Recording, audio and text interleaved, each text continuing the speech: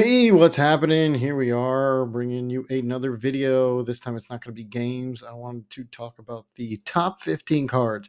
After looking through all the Pokemon 151, the set's coming out this Friday. We're all excited. We're ready.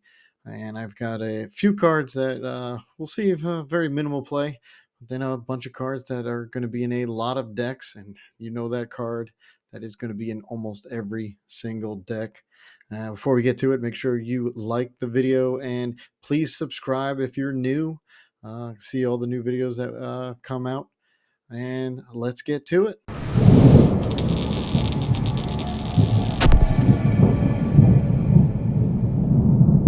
Okay, first one I like is the Safety Goggles. Safety Goggles is the basic Pokemon this card is attached to, has no weakness. First two decks that come to mind is going to be the Mew deck to stop all these new dark attackers like Drapion or Charizard EX. Also might be good in the Lugia deck with all these lightning Pokemon decks coming out. That Luxray Stage 2 that people started to use, but then kind of everybody shied away from. Alright, next we have a Mewtwo. The basic Mewtwo with the double colorless attack reflecting barrier. If this Pokemon takes any damage from attacks during your opponent's next turn, put that many damage counters on the attacking Pokemon. Now, is this going to be in a lot of decks? Probably not. You can use it if you go second on your first turn. You can put this double turbo on it, hit it for 20, the active, and then if they're ready to attack, they are going to get their own damage as well. Next is going to be the Starmie with the Fishy Star ability. Once during your turn, you may put 2 damage counters on one of your opponent's Pokemon. If you placed any damage counters in this way, discard this Pokemon and all cards attached to it. So starting on your second turn, you can put the Starmie, because it is a stage 1, down. Put 2 damage counters. It goes to your discard. And if you have a rescue carrier, you can get it out right away. Put down the basic, so the next turn you can put the Starmie down and do it again. And for every rescue carrier, you can just do that cycle over and over again and drop 2 damage counters on any Pokemon you like. Really do think this could see some play in a lot of decks that do want to drop that 20 damage on the bench, or maybe even the active. Next, we have the Kangaskhan EX. Probably not going to see a lot of play, but it is playable for maybe a comeback card at the end if you got nothing else. For a triple colorless attack, Gatling Punch, flip 4 coins.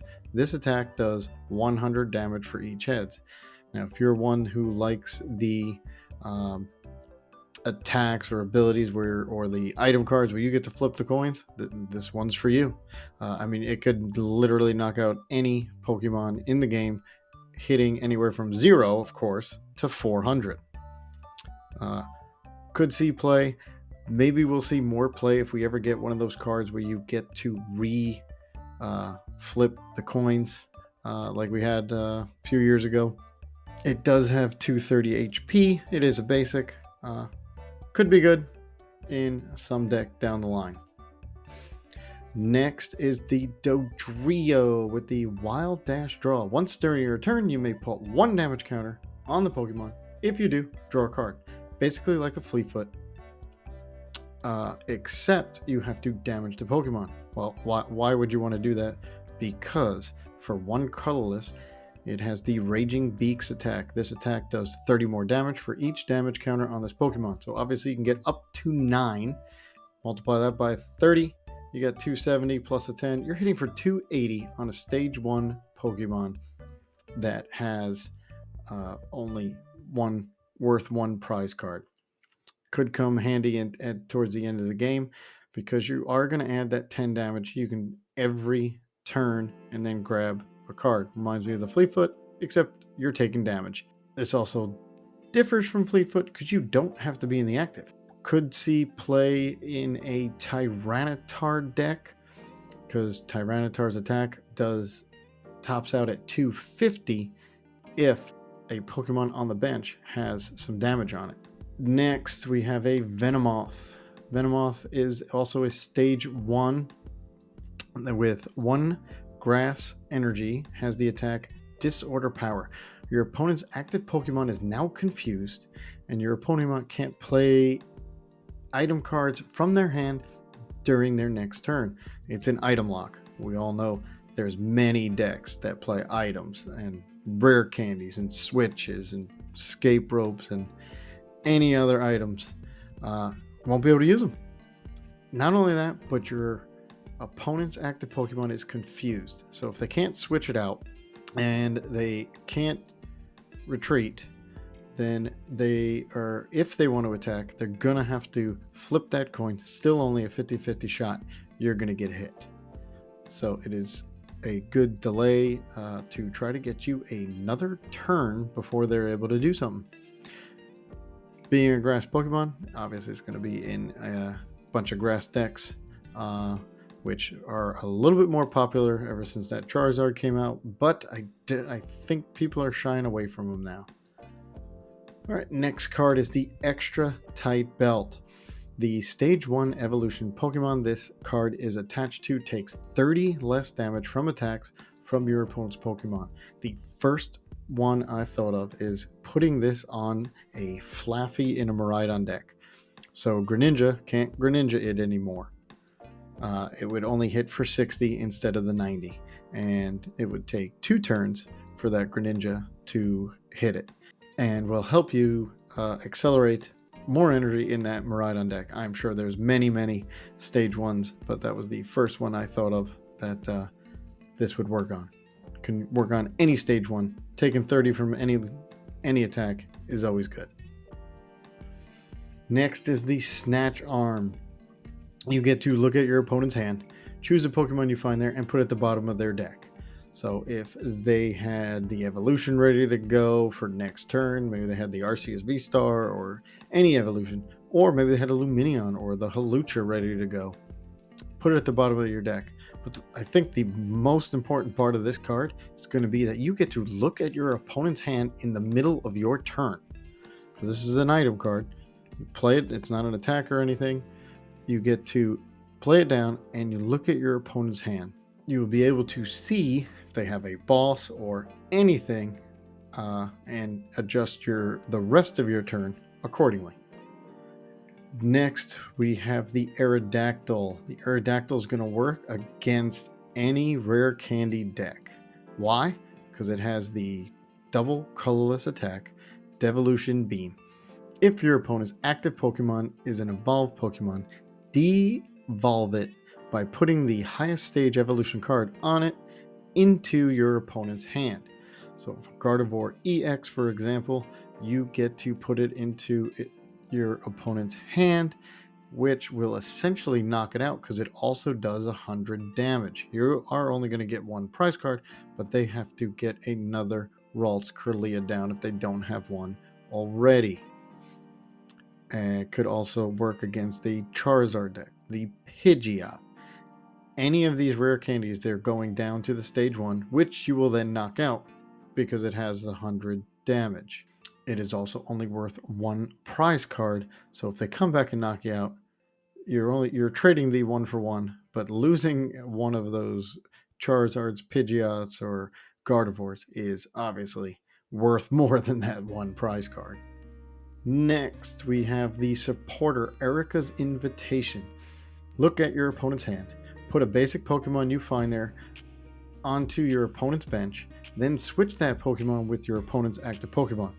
Again, you're probably going to look for that Lumineon, maybe not the Hawlucha, since it's only worth 1 prize card. Hopefully you're not only hitting for that 70, but you can get that Lumineon out of their hands, put it down, boss it up basically, and then knock it out, taking 2 prize cards. But of course, just like the Snatch Arm, an important detail is that you get to look at your opponent's hand. You can just play this even if you don't get a Pokemon down and gust it up. You get to look at their hand, which is going to help you during the rest of your turn. Okay, now let's get to the big boys, the EXs, the new EXs. First one I want to talk about is the Blastoise EX. First, the ability is this Pokemon takes 30 less damage from attacks. Essentially, on the first swing your opponent does, you basically have 360 HP. It also has the attack for 2 water twin cannons. Discard up to 2 basic water energy from your hand.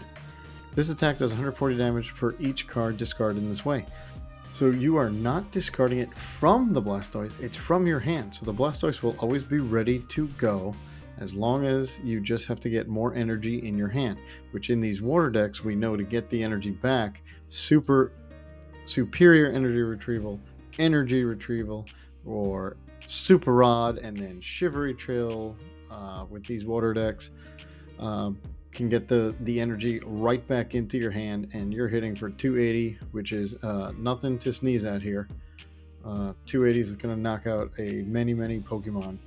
Next, we have what I would consider more of a comeback card, the Arbok EX. It is a dark type, so we're hitting those psychics for weakness. For 3 dark energy, we have Menacing Fangs. Your opponent chooses and discards 2 cards from their hand. The reason I say this is more of a comeback card is because if you Iono them to 1, 2, or 3 cards and then take away 2, they don't have many cards to work with. And then they are just going to get their top deck, which could buy you an extra turn. So hitting for 150 could essentially hit for 300 on the next turn, and again discarding 2 cards, and they just can't play the game. This will go into any dark deck, I'm sure, and sit on the bench until you're just ready to use it. Next is probably my favorite one out of this Pokemon 151 is the Alakazam EX. Why? Because it has that dimensional manipulation attack. This Pokemon can use this attack even when it is on the bench. So if you set up a Mimikyu or a Klefki or anything else, any other one prizer to block the attacks from your opponent, you can just hit for 120 from your bench. And the first one that comes to mind is putting this card into a Shadow Rider Calyrex deck, maybe blocking it with the Mimikyu or the Klefki, and then Shadow Rider can load up all the energy while Alakazam is hitting for 120 each turn until you're ready to come up with the Shadow Rider and do some damage. Next, we have the Zapdos EX, which is obviously going to go into any lightning deck. Has the ability Bolt Float.